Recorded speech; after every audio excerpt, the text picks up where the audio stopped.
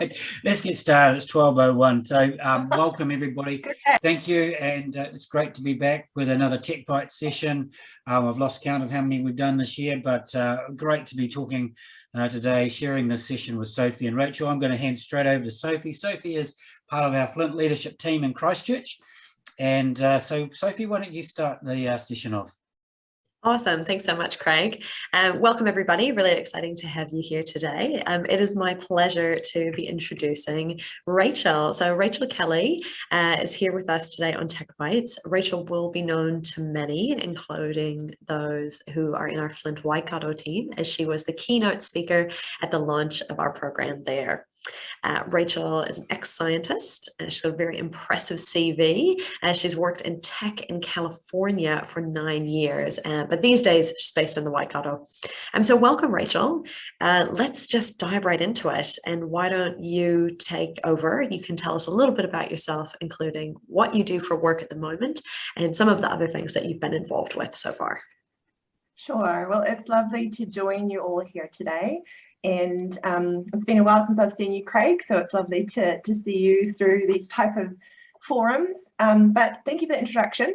So I've been in the tech industry for around 20 years, which that was well before people really knew what the tech sector was. In fact, when I came back to New Zealand about 7 years ago, when I said that I was in the tech sector, people asked, what on earth is that? So it required quite a bit of explanation.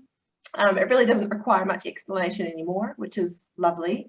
And that just shows the evolution of the conversations, not only during the dinner table, but also in the boardroom meetings. So historically, I've been in the science, life science space, so very much in biochemistry, advanced forensic toxicology, things like that, and then have really traveled, I suppose, the breadth of science and technology when it comes to not only analyzing complex molecules or samples from the human body to environmental waterways, etc., all the way to GPU computational storage. And so it's been quite a journey, just being open to opportunities that come my way, namely to help me learn certain really hard areas that serve my long-term vision. So a lot of this has been about how do I educate myself the best I can through the opportunities that are presented to be able to deliver upon the big vision, the 500-year vision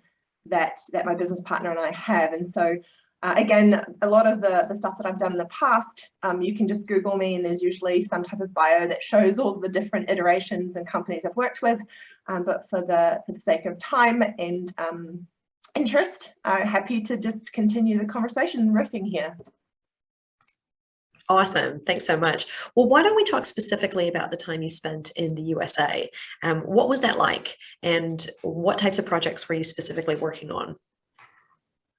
Yeah, so I stayed in New Zealand after I graduated with my master's for about a year. I found it was quite hard to, I guess, get challenged or be challenged with the roles that I had. And like I mentioned before, there was an opportunity for me to move to Los Angeles for some training. Long story, it's already documented in various places, but suffice to say, I was able to go over there. I was only supposed to stay there for 6 to 9 months while I did this quite intensive training to work with scientists in labs all over the world. And while I was there, I effectively asked, look, I'm making a lot of money for you guys. Would you be open to sponsoring my work visa and then later on my green card? And they said yes, and I was there for a number of years and took care of a large number of organizations in not only North America, but also Southeast Asia, Central Asia, Middle East and Africa.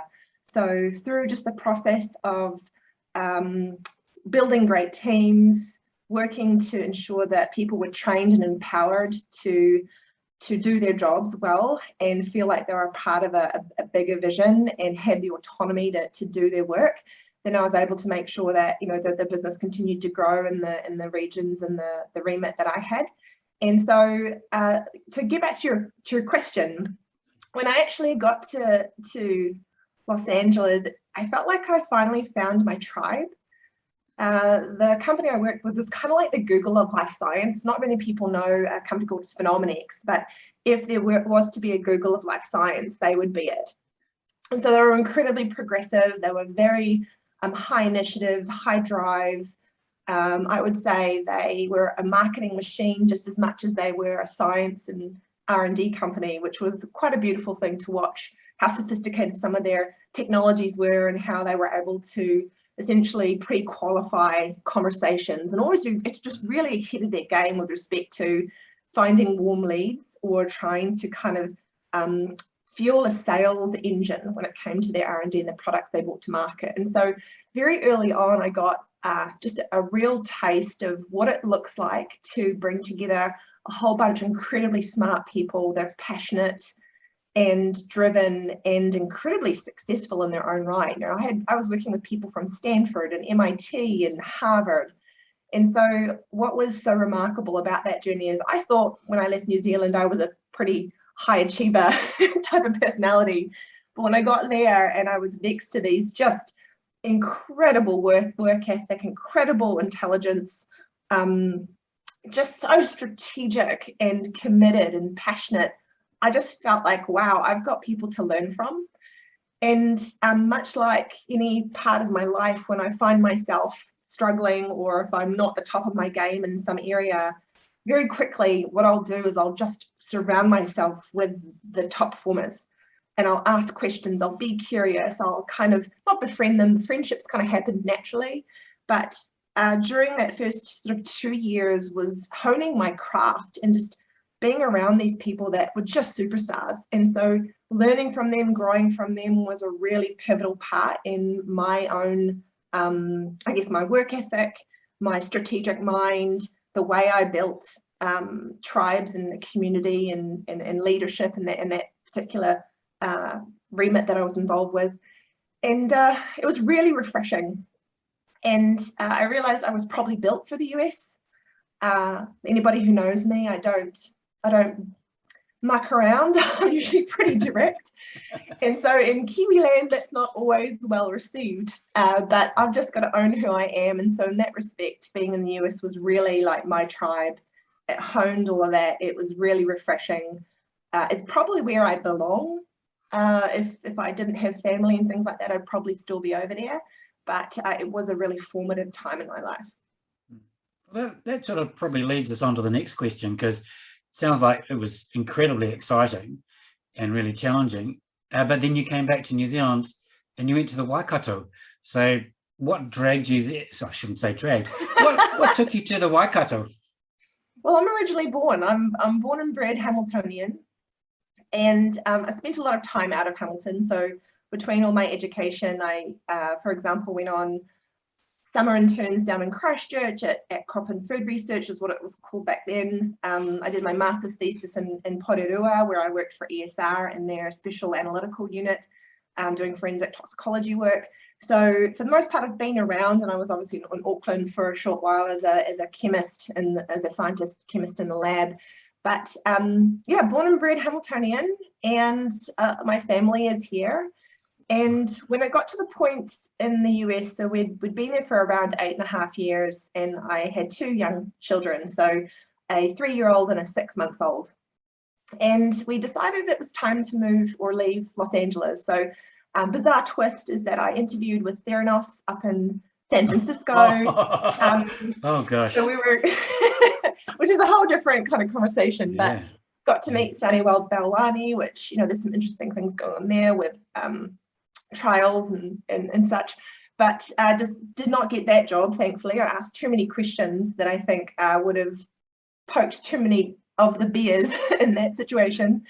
And then we decided, if we're not going to go to Silicon Valley, where should we go with 2 young kids? And we just decided that at the time, my ex-husband, that New Zealand, coming back to New Zealand, if we weren't going to do it now, we probably were never going to do it, particularly with the kids being so young, with my parents being here and my whole family. So we just felt like that was the best decision. So I got a job offer in Auckland before we even left the country. And when we arrived, we kind of had our home base in Hamilton, and then we'd drive up to Auckland for the different interviews and things like that. And we got stuck in traffic, and we're trying to find daycares and housing. And I was like, this is worse than Los Angeles, because at least Los Angeles, we've got like 10 to 15 lanes. And we don't have these little one car roads. I'm like, oh my God, I can't even deal. So we actually decided, let's continue. I was able to secure my old job in Los Angeles, continue working for them, but remotely in New Zealand. And my ex-husband found a job in Hamilton. And so that was kind of the way that worked out. Cool. I didn't know the Theranos story. That's a great story. I mean, if people haven't read about it, I mean, it's ongoing. I mean, it's in court now. So the story of Elizabeth Holmes and Theranos is fascinating. Look, those of us that have heard you speak previously, particularly in the Waikato, because you've actually done a couple of Flint sessions for us down there. You talked about AI and ethics of AI and those sort of things. Are you still working in that space these days? I am, but more in actually delivering it. So I've spent a long time in various groups talking about it. You know, I've got a variety of journal articles out there, not journal articles, sorry, journalism articles. So in various places talking about the ethics and how we're being great leaders and being the ancestors we want to see, and how AI can love people equally. But after a while, I just decided it was time to stop talking about it and just start doing it. And this is part of a much bigger story, but at the end of the day, trying to be part of the solution rather than just talk about it is something that I felt was just far more important. And it's easy to talk, it's hard to do. And so part of the journey that I'm on is to craft a type of AI, or I'd like to call more of an augmented intelligence, that can be a real beautiful love story. And some of the language I use might feel quite colourful and soft and have a narrative to it, but we're trying to tell a story. So at Tailored Technologies, it's crafting this love story between our augmented intelligence and the users that it serves, or the humans it serves. And then how do we create this dance between the two in a way that actually improves people's lives everywhere and equally loves everyone equally. Cool. Beautiful thought. Rachel, I'm really curious to know, was there something that was maybe a personal event or like a personal experience in your life that's really driven your interest in the relationship between tech and the future of well-being? So when I was probably around 12, I think, someone really close to me was sexually assaulted. So at the time, I was already quite young. I was trying to grapple with what that meant. It was a female, and there were drugs involved. And at the time, it was quite a pivotal part of my foundational attitude towards safety and security and empowerment. And that was probably one of the key things. My grandmother also suffered from Alzheimer's, and I had to watch my mom see herself be forgotten in that journey. And so I remember telling my mom, like, I will one day cure this, like that nobody should ever have to go through this at all. And so there's kind of little pinpoints, these little threads of my fabric, my tapestry, that were pulled on as I went. And I also was lucky enough to have a father who ran a computer company. So got to play on really old computers. The first word I learned how to spell was system, because you put in your floppy drive, your disk, and you type SYSTEM in the prompt to start the dodgem game. And so from, like, if you think about the sort of almost the aha moments through my life, there were definite elements of biology and neurodegeneration. There was an element of, basic human rights and boundaries when it comes to people touching or doing things with you that you don't give their permission to do. And then this element of computers and coding. I wasn't involved with coding, my brothers were, namely my eldest brother, and I was really not interested in it. But having those conversations around how computers or technology could be used to actually solve problems was kind of slowly and gently dribbled, almost like little drops in this sort of ocean of passion and vision as I grew up. And so for my master's thesis, for example, and I've talked about it in the past, I developed an HPLC mass spec, analytical technique that detects sedatives in hair samples. So that was really powerful at the time because people were getting date raped. So, for example, women, but it could equally have been men, would be roofied, or something would be put into a drink. They would drink it. A lot of these drugs were retrograde amnesia type drugs, and so you'd have it, you'd space out, you'd fall over, someone would assault you in any way or form. You don't necessarily remember it when you wake up, even though actually at the time you were cognizant, which is actually a really scary byproduct of these retrograde amnesia type drugs, is because you're aware of it while it's happening. The event is impacting your neurons, like it's creating you memories, but then you wake up and then you don't remember how you got there. So there's this enormous psychological impact. Anyway, I'm digressing, but the thesis was about how do we prove that person was subjected to a type of drug that would have rendered them helpless or inebriated enough for a sexual assault to happen. Because the problem at the time around that date rape area was that they had all of the hallmarks of being assaulted sexually, but not only could they not remember, but by the time they actually went to the police, there was no way to take their blood, because a lot of the time it was out of the system. So there's no proof that they'd been drugged. And so the test that I helped create at ESR ended up being used by the New Zealand police, and there was a variety of work we did with other crime labs around the world, that you actually could detect and confirm that over a certain period of time they were exposed to zopiclone or a benzodiazepine of some sort, and that would help to give evidence towards prosecutions. And so to get back to your question, like, there are various hallmarks of things along the way that really emblazoned me and saying that wasn't fair. Like, there has to be justice. There has to be a mechanism to relieve people of pain, especially if it's unnecessary. And so all along, you can see dotted all these kind of ways in which I've tried to solve real human, hard, heartbreaking problems. Because if we have the tools through technology to do that, then it's actually remiss of us not to start focusing on those real hard human stuff, because that's just not fair. I couldn't agree more. And I mean, yeah, that's absolutely awesome, the way you've taken the influences from your experiences and the shared experiences of others to really prompt you into action. So ikaha. Let's talk about the future. Let's talk about the fantasy. What is your kind of like Willy Wonka version of how this tech might evolve? You know, are we talking about like personalized health and healing? I'm particularly interested in knowing what your thoughts are about the future of tech and well-being for women. There's research that shows there's a huge amount of underdiagnosis in women. So is that something that's on your radar and something that's influencing some of your work? Yeah, absolutely. So the thing I keep saying in other forums is the problem that we're seeing in this point in time is we have all this data. Like, we have all these wearables, we have new at-home diagnostics, we have all this information that could tell us interesting things about ourselves, but in fact it actually makes us more confused. I can map my temperature to look at my premenstrual symptoms, or when I get my period. I can map my small molecules or my gut bacteria to see how well my probiotics are doing, or whether or not I'm healing my gut. Like, I have all these kind of things that could give me insight, but it feels so disparate.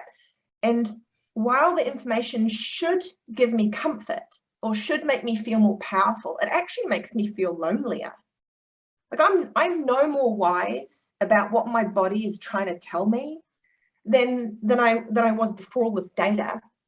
And so, I've been on such a remarkable health journey to heal myself from a variety of different things, including my separation from my ex-husband. But there's been a lot of other things that are the byproduct of being a really high performer, high achiever, where you push yourself so hard and you stop listening to your body. Because I don't know about anybody else, but there was a very long time where I felt like my body was just the transport mechanism for my brain.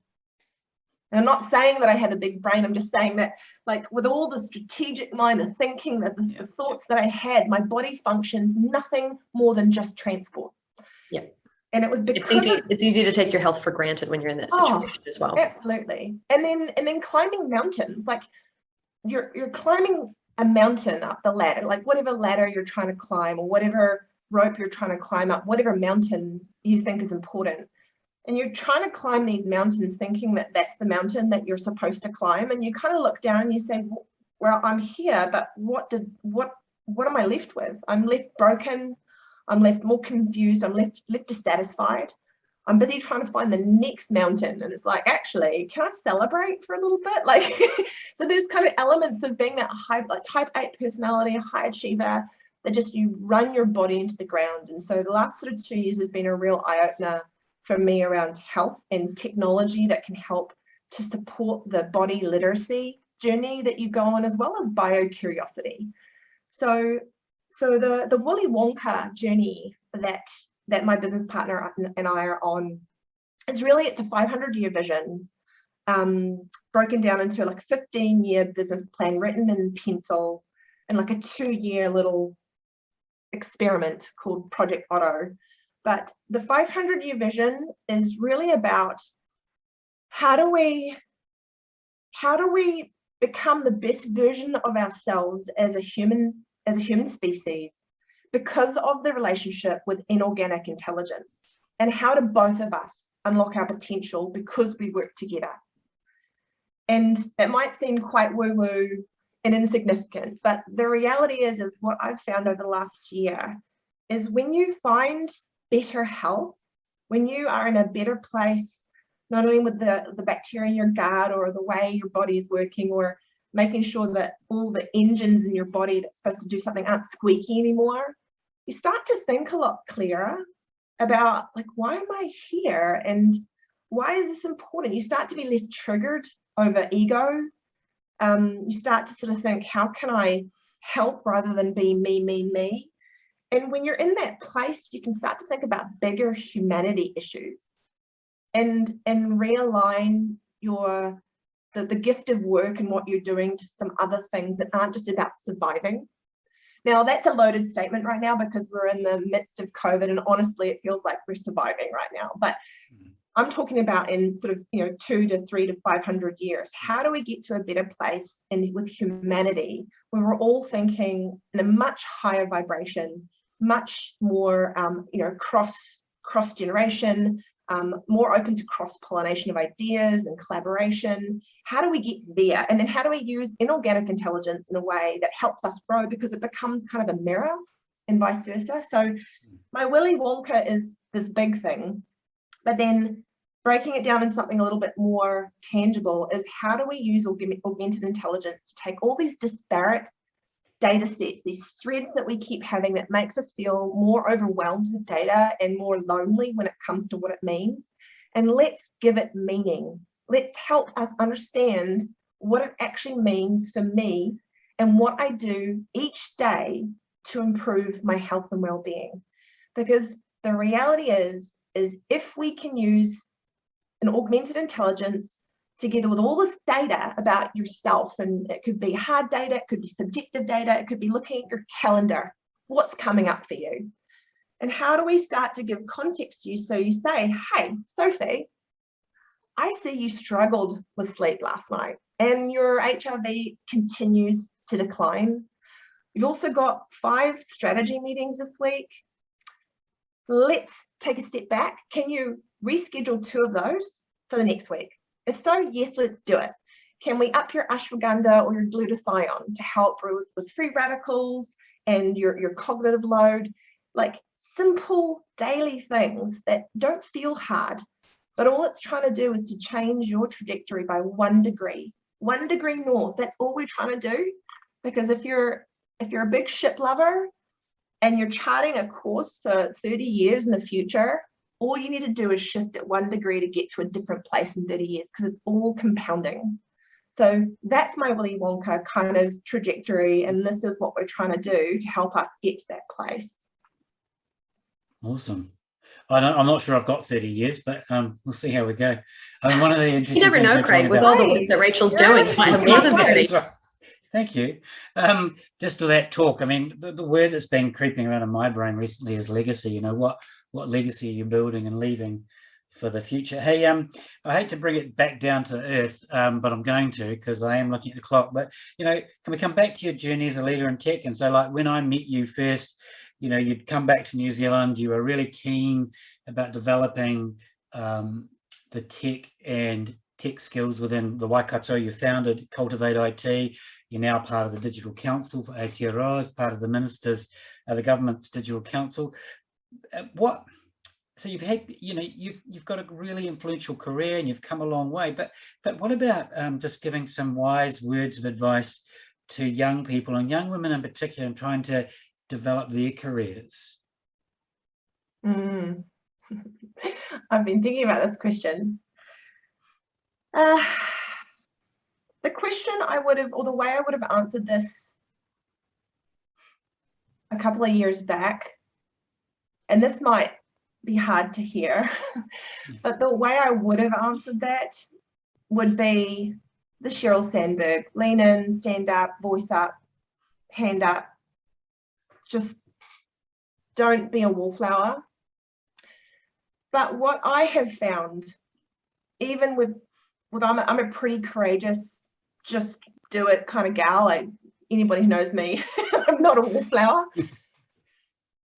There are political implications to that, and it's still incredibly monocolor in these meetings, and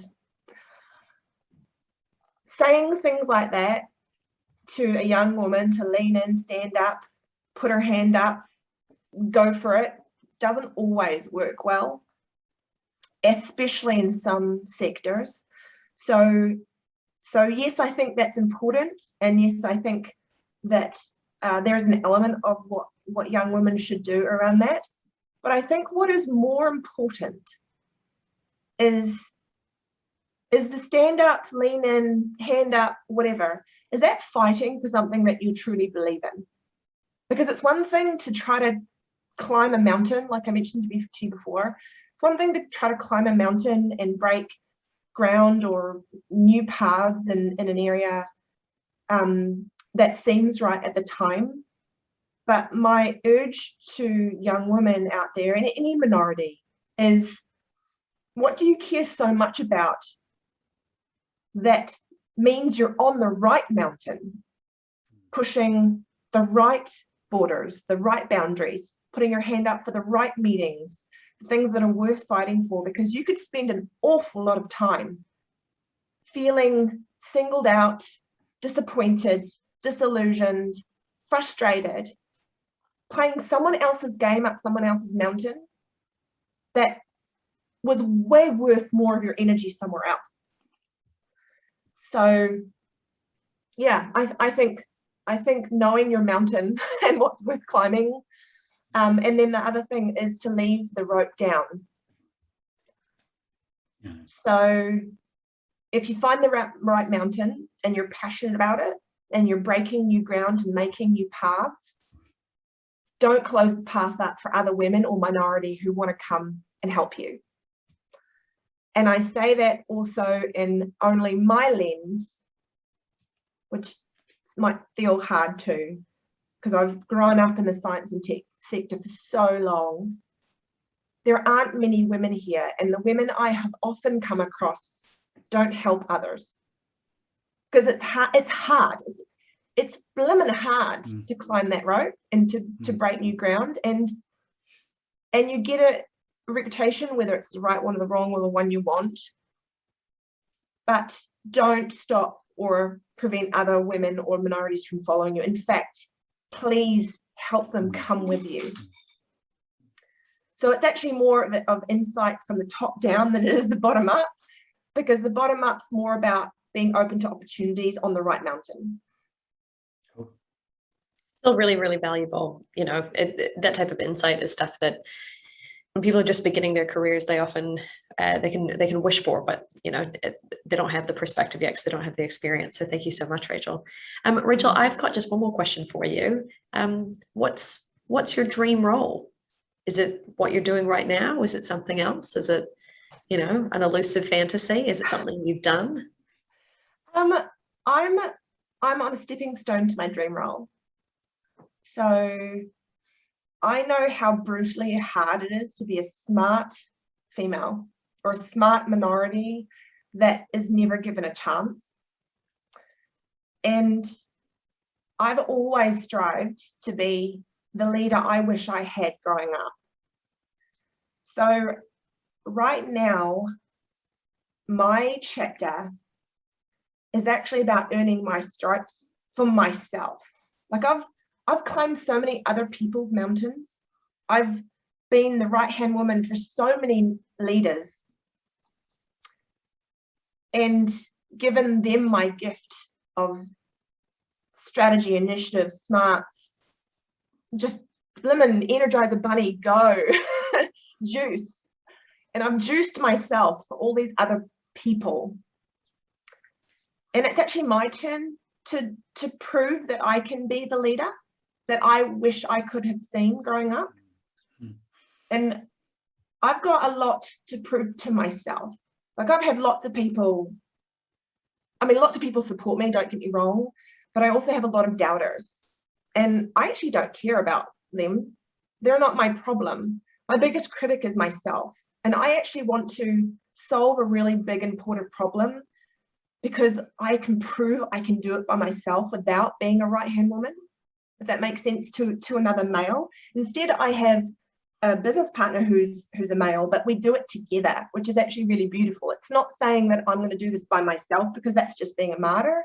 It's saying, let's do this with a companion or people that we can do it together. And so for me, where I'm going is hopefully to a place where I have outstanding success because I solve a really hard problem.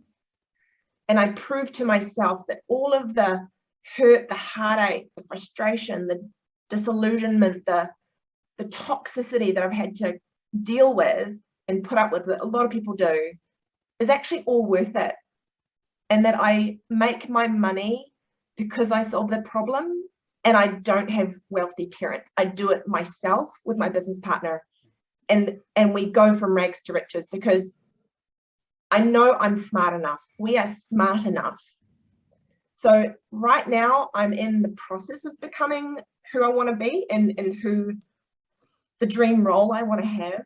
But there is a point in which I don't have to worry about money anymore, and the fact that I can actually give and invest in minority-owned businesses and individuals I believe in without needing any type of Harvard University or Ivy League, degree.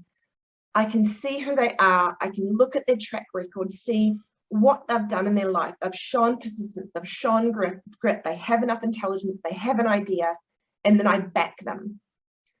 And I'm looking forward to the day that I have enough money, and I know money doesn't create happiness, but I have enough money that I have earned with my business partner and through solving that problem to be able to give back to those people who I wish I had, because I think it's needed. So that's my dream job in the future. Awesome. Hey, look, thanks for, we've covered an amazing range of ground through from your, your start through AI, forensic toxicology. I've written that one down because that's quite a cool word. But the two that have really stuck in my mind were, and I think this applies, the first one is across the board, which is knowing your mountain. And I think for some of us, it took us a long time to find out what that mountain was that we wanted to be climbing, and leaving the rope down. I thought that was just something great. And I'm just so thankful for that, and so thankful for your time. You got any last comments or thoughts you want to make, Rachel, before I close off? Probably that I'm happy to leave the rope down. I don't always have a lot to give, but if someone approaches me and says, I need help in a specific way, don't dance about it. Like, if there's something I can do to genuinely help a person that's a good human trying to do some good things in this world, please reach out. Again, I don't like to dance around and play games, But genuinely, if someone wants some help in some small way, whether it's just encouragement, I do encourage people to reach out. You can find me on Instagram at Unmasked Executive. I've got an airbrushed alias called Rachel Kelly NZ. If you want to head over there, that was all my accolades and all the fancy stuff, but I don't live there anymore. I'm at Unmasked Executive. And then you can find me on Twitter at Rachel Kelly NZ. So just reach out and I'll do whatever I can to help you. Yeah, LinkedIn, so at Rachel Kelly NZ. Cool. Hey, thank you so much. I know that, you know, you're such a busy person. You've got a CV like an encyclopedia, and your current roles, you're involved in so much that it's just been so thankful. And I always enjoy talking to you. So it's been great to see you. So thank you, Rachel. Thank you, Sophie. Thank you, everyone, for dialing in. We'll do our normal. This will go up on YouTube as a video, also on our website.